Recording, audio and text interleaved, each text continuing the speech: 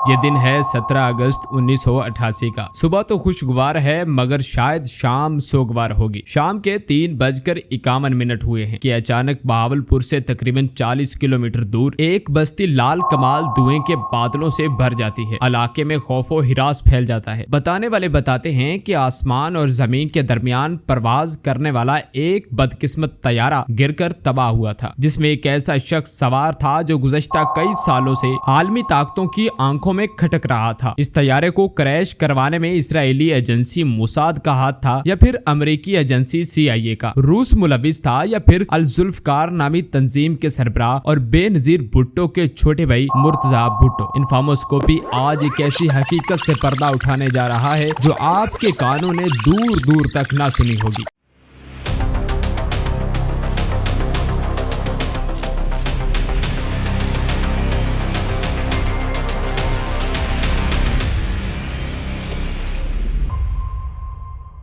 इस तैयारे में उस वक्त के सदर जियाउल हक और 8 साल तक ISI के सरबराह रहने वाले जनरल अख्तर अब्दुर्रहमान और अमेरिकी सफीर आर्नल्ड राफेल समेत 29 अफराद मारे गए थे। ये तैयारा बहावलपुर से इस्लामाबाद के लिए उड़ान भरता है मगर सिर्फ 5 मिनट की उड़ान के बाद ही तबाह हो जाता है। ऐनी शाहिदीन बताते हैं कि तैयारे ने हवा में 2 कलाबाजियां खाई और फिर 65 के जाविये से जमीन में धंस गया। साबिक DG ISI जनरल हमीद गुल बताते हैं कि जनरल जियाउल हक को उनकी मौत से 4 माह कबल ही खबरदार कर दिया गया था कि उनकी जान को खतरा है और इसी वजह से जनरल जियाउल हक आर्मी हाउस से बाहर नहीं निकलते थे। मगर फिर 17 अगस्त 1988 वाले दिन किसके कहने पे निकले? आइए इन राजों से भी पर्दा उठा ही देते हैं। यह बात है 1988 की, जब पाकिस्तान चीन के इश्तराक से अल खालिद नामी टैंक बना रहा था। मगर फिर इसी के साथ ट्रायल्स के लिए अमेरिकी टैंक M1 भी खरीदने के लिए अमेरिका पाकिस्तान पर दबाव डाल रहा था। जियाउल हक का ख्याल था कि जदीद तर्ज का टैंक हम नहीं बना सकते, मगर चीन और पाकिस्तान ने मिलकर अल खालिद टैंक बना ही लिया था। इसके बाद ट्रायल्स के लिए 17 अगस्त 1988 को अमेरिकी टैंक M1 और अल खालिद टैंक मुल्तान पहुंचा दिए गए। इनके ट्रायल्स बहावलपुर के करीब किए जाने थे, जिसमें जनरल जियाउल हक मेहमान खसूसी मदऊ किए गए थे। जनरल जियाउल हक के बेटे एजाजुल हक बताते हैं कि जियाउल हक इस तकरीब में सिक्योरिटी थ्रेट्स की वजह से जाने के लिए तैयार न थे, मगर जनरल असलम बेग की 5 बार फोन कॉल्स करने की वजह से उन्हें मजबूरन जाना पड़ा और फिर इस तरह जनरल जियाउल हक 17 अगस्त 1988 को दिन 11 बजे अपने एक खसूसी तैयारे C-130 के जरिए बहावलपुर पहुंचते हैं। वहां असलम बेग पहले से उनके इस्तकबाल के लिए मौजूद थे। जनरल जियाउल हक के साथ उस वक्त जनरल अख्तर अब्दुर्रहमान, अमेरिकी सफीर और कई आला ओहदेदार भी मौजूद थे। इन ट्रायल्स में अल खालिद टैंक ने अमेरिकी टैंक M1 की निस्बत अच्छी मशक दिखाई थी। दिन के 2 बजे खाना खाने के बाद जनरल जियाउल हक बहावलपुर की कई शख्सियात से मुलाकातें करते हैं और ठीक 3 बजे बहावलपुर एयरपोर्ट की तरफ आए। जनरल असलम बेग इनको छोड़ने के लिए एयरपोर्ट तक आए थे। जनरल जिया के तैयारे के टेक ऑफ के बाद जनरल असलम बेग का तैयारा भी उड़ान भरता है। असलम बेग अपनी किताब में लिखते हैं कि कुछ ही देर के बाद उनके पायलट बताते हैं कि जनरल जियाउल हक के तैयारे का हेडक्वार्टर से राब्ता मुनक़ता हो गया है। चंद एक लम्हों के बाद जनरल असलम बेग का पायलट उनको बताता है कि सामने धुआं ही धुआं है। जब हम नजदीक आए तो मालूम हुआ कि जनरल जिया का तैयारा क्रैश हो चुका है। जनरल जियाउल हक का तैयारा क्रैश होने के बाद कहानियों का एक सिलसिला चलता है। कई रिपोर्ट्स ये बताती हैं कि जनरल जिया को बहावलपुर वापसी पर आमों की पेटियां तोहफे में दी गई थी, जिनमें जहरीली गैस थी और इस जहरीली गैस को रिमोट से कंट्रोल किया गया था और तैयारे की उड़ान भरने के कुछ देर बाद ही इस जहरीली गैस से तमाम लोग बेहिस हो गए थे, जिसकी वजह से तैयारा उनके कंट्रोल से निकल गया और क्रैश हो गया। जबकि एक Pakistani writer Mohammad Hanif a case of exploiting mangoes के नाम से एक किताब भी लिखते हैं और वो भी आमों में जहरीली गैस का एतराफ करते हैं। इस क्रैश के लिए अमेरिकन तहकीकाती इदारे ने भी पाकिस्तान का विजिट किया, मगर अमेरिकी तहकीकाती रिपोर्ट और पाकिस्तानी तहकीकाती रिपोर्ट के नताइज मुख्तलिफ थे। अमेरिकन रिपोर्ट ये बताती है कि C-130 तकनीकी खराबी की वजह से क्रैश हुआ। मजीद